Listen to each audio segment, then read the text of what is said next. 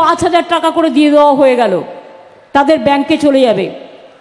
নমস্কার সুপ্রিয় কৃষক বন্ধুরা, এই মুহূর্তে রাজ্যের লক্ষ লক্ষ কৃষকের জন্য এলো সেই বহু প্রতীক্ষিত বিরাট সুখবর। হ্যাঁ, আপনি যদি কৃষক বন্ধু প্রকল্পের নাম নথিভুক্ত করে থাকেন তাহলে প্রস্তুত হয়ে যান। 2025 সালের প্রথম কিস্তি মানে খরিফ মরশুমের টাকার বর্ষা এবার ঝরতে শুরু করেছে 29শে জুলাই মঙ্গলবার থেকেই। তবে প্রশ্ন হচ্ছে, আজকে কোন কোন জেলার অ্যাকাউন্টে টাকা ঢুকেছে? আপনার অ্যাকাউন্টে ঢুকেছে তো? না ঢুকলে কবে ঢুকবে? আগামীকাল কারা টাকা পাবে? এই মুহূর্তে কার কাছে রয়েছে সবচেয়ে গুরুত্বপূর্ণ তথ্য?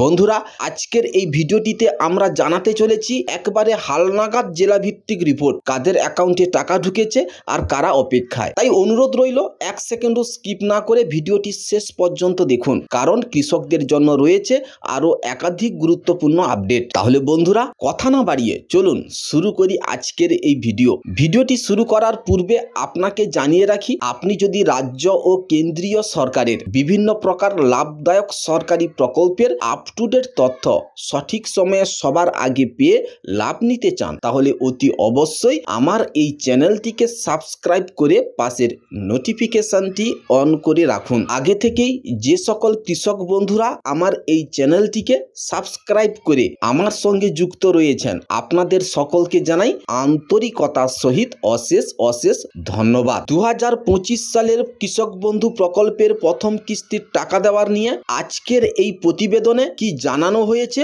চলুন সকল তথ্যগুলো এক এক করে আমরা জেনে নিই। অবশেষে আসলো কৃষক বন্ধুর সুখবর, অ্যাকাউন্টে ঢুকতে শুরু করলো 2025 সালের প্রথম কিস্তির টাকা। ভোর হওয়ার আগেই শুরু হয় যাদের যুদ্ধ, রোদ বৃষ্টি ঝড় উপেক্ষা করে নিজের জীবনকে সঁপে দেন মাটির টানে, তারা হলেন আমাদের কৃষক। আজ আমরা যা খাই যা পড়ি তার পেছনে আছে সেই কৃষকের রক্ত ঘাম, কিন্তু এই লড়াইটা কি তাদের একার? একদম নয়। এই লড়াইয়ের পাশে দাঁড়াতে পশ্চিমবঙ্গ সরকার এনেছে এক বিশেষ প্রকল্প, কৃষক বন্ধু প্রকল্প। শুধু জমিতে চাষ করাই নয়, একজন কৃষক মানে ভরসা, নীরব সংগ্রামী, আমাদের অস্তিত্বের ভিত্তি। কিন্তু তারা প্রতিদিন লড়াই করেন প্রাকৃতিক দুর্যোগ, বাজারে দাম না পাওয়া, জমির অভাব, ঋণের বোঝা, এসব কিছুর সঙ্গে। এই কঠিন লড়াইয়ে যাতে তারা একা না থাকেন, সেই জন্যই পশ্চিমবঙ্গ সরকার 2019 সালের 1 জানুয়ারি চালু করেছিল একটি আশার আলো কৃষক বন্ধু প্রকল্প। মুখ্যমন্ত্রী মমতা বন্দ্যোপাধ্যায়ের সরাসরি তত্ত্বাবধানে চালু হওয়া এই প্রকল্প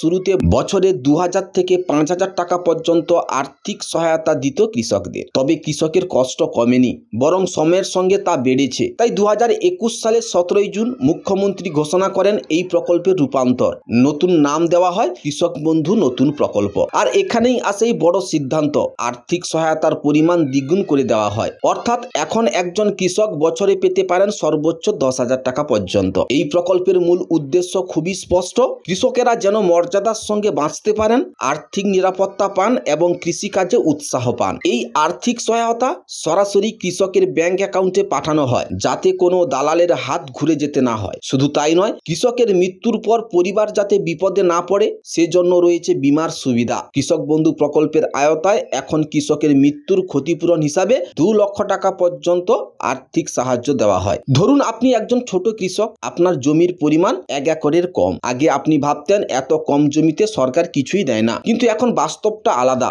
সরকারি প্রকল্প অনুযায়ী যাদের জমি 1 একরের কম তারাও বছরে 4000 টাকা পর্যন্ত আর্থিক সহায়তা পাচ্ছেন। এই টাকা সরাসরি জমা হয় কৃষকের ব্যাংক অ্যাকাউন্টে। আর যাদের জমি 1 একর বা তার বেশি, তাদের জন্য সুখবর, আরো বড়, বছরে 10,000 টাকা। এটাই এখন বাস্তব। বহু কৃষক ইতিমধ্যে এই সুবিধা পেয়েছেন। এই টাকার উদ্দেশ্য একটাই, আপনার খরিফ ও রবি মরশুমে চাষের খরচ কিছুটা হলেও কমানো। এই টাকা বছরে 2টি কিস্তিতে দেওয়া হয়। প্রথম কিস্তি এপ্রিল থেকে সেপ্টেম্বর মাসের মধ্যে, যা হয় কৃষক বন্ধু প্রকল্পের খরিফ মরশুমের টাকা। দ্বিতীয় কিস্তি অক্টোবর থেকে মার্চ মাসের মধ্যে, যা কৃষক বন্ধু প্রকল্পের রবি মরশুমের টাকা। সরকার টাকা পাঠায় নির্দিষ্ট সময়ে, একেবারে এক কিস্তি করে। অ্যাকাউন্টে ঢুকতে শুরু করলো 2025 সালের প্রথম কিস্তির টাকা।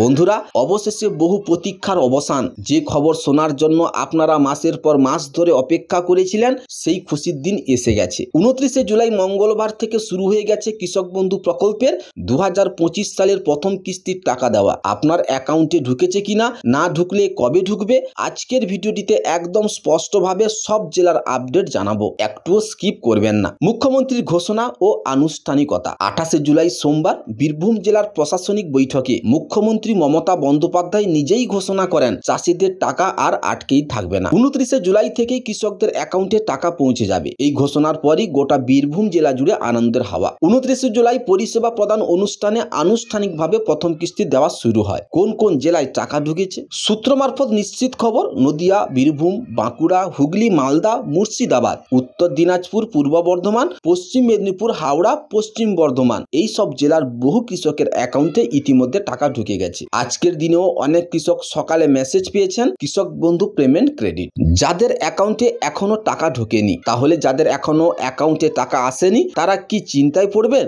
না, মোটেও না। বিশ্বস্ত সূত্রে জানা যাচ্ছে 5ই আগস্টের মধ্যে সমস্ত জেলার সমস্ত যোগ্য কৃষকের অ্যাকাউন্টে টাকা পৌঁছে যাবে। তাই একটু ধৈর্য ধরুন, আপনার এলাকাতেও টাকা আসছে। এবার রাজ্যে প্রায় 1,09,00,000 কৃষক ও বর্গাদার পাচ্ছেন সরাসরি 2,930 কোটি টাকার অর্থ সহায়তা, যা তাদের ব্যাংক অ্যাকাউন্টে ডাইরেক্ট বেনিফিট অফ ট্রান্সফার পদ্ধতিতে পাঠানো হচ্ছে। এটা শুধু একটা কিস্তি নয়, এটা হলো রাজ্য সরকারের কৃষকদের পাশে দাঁড়ানোর প্রতিশ্রুতি, এবং সেটা আজকের মুখ্যমন্ত্রী মমতা বন্দ্যোপাধ্যায় নিজেই ঘোষণা করেছেন, যা বাংলার কৃষকদের জন্য এক গভীর বার্তা বহন করে। পরিসংখ্যান বলছে 2019 সালে কৃষক বন্ধু প্রকল্প শুরু হওয়ার পর থেকে এখনো পর্যন্ত রাজ্য সরকার মোট 24,086 কোটি টাকা কৃষকদের হাতে তুলে দিয়েছে। এটা শুধু আর্থিক সাহায্য নয়, এটা কৃষকদের প্রতি দায়বদ্ধতার বাস্তব উদাহরণ। সামাজিক সুরক্ষা দিকটিও অবহেলিত নয়। যদি কোনো কৃষক যার বয়স 18 থেকে 60 বছরের মধ্যে অকাল মৃত্যু বরণ করেন, তাহলে তার পরিবার সরকারি সাহায্য হিসাবে সরাসরি 2 লক্ষ টাকা পায়। এখনো পর্যন্ত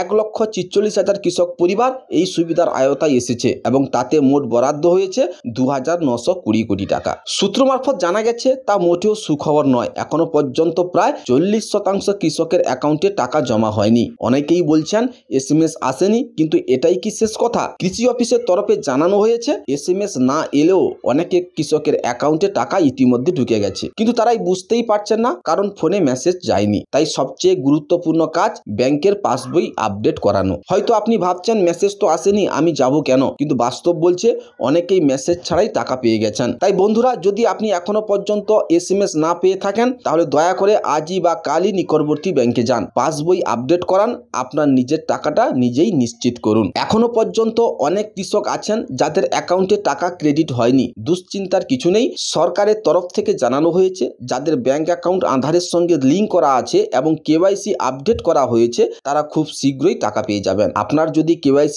আপডেট থাকে, আধার ও ব্যাংক লিঙ্ক থাকে, তাহলে আপনার টাকা আটকেই নেই, শুধু প্রক্রিয়াগত কারণে একটু দেরি হচ্ছে। এই সপ্তাহে আপনার অ্যাকাউন্টে টাকা ঢুকে যেতে পারে। কিন্তু যাদের KYC এখনো করা হয়নি বা ব্যাংকের সঙ্গে আধার লিঙ্ক নেই, তাদের ক্ষেত্রে সমস্যা দেখা দিতে পারে। এক্ষেত্রে আপনারা কি করবেন? প্রথমত, আপনার নিকটবর্তী ব্যাংকে গিয়ে চেক করুন আপনার KYC স্ট্যাটাস ঠিক আছে কিনা। দ্বিতীয়ত, আধার ও ব্যাংক লিঙ্ক করা হয়েছে কিনা সেটা যাচাই করুন। অনেক সময় দেখা যায় টাকা মঞ্জুর হয়েছে কিন্তু ব্যাংকে ক্রেডিট ফেল্ড দেখাচ্ছে, এর মানে আপনার ব্যাংক বা আধার সংযোগ কোনো কিছু ত্রুটি রয়েছে। আবারও শুরু হলো কৃষক বন্ধু প্রকল্পে আবেদন। কোন কোন কাগজ লাগবে, কোন জেলায় কবে যাবেন? আবারও শুরু হয়েছে কৃষক বন্ধু প্রকল্পে নতুন করে আবেদন গ্রহণ। আপনি যদি এখনো আবেদন না করে থাকেন অথবা পূর্বে কোনো ভুলে বাতিল হয়ে গিয়ে থাকেন, তাহলে এই ভিডিওটি আপনার জন্যই। পূর্ব মেদিনীপুর সহ রাজ্যের বিভিন্ন জেলায় কৃষি দপ্তর থেকে নতুন করে কৃষক বন্ধু প্রকল্পের আবেদন গ্রহণের কাজ শুরু হয়েছে। এই প্রক্রিয়া আগস্ট মাস জুড়ে চলবে। তবে গুরুত্বপূর্ণ শর্ত, শুধু কর্মদিবস অর্থাৎ সোমবার থেকে শুক্রবার ছুটির দিন বাদে যেতে হবে কৃষি অফিসে।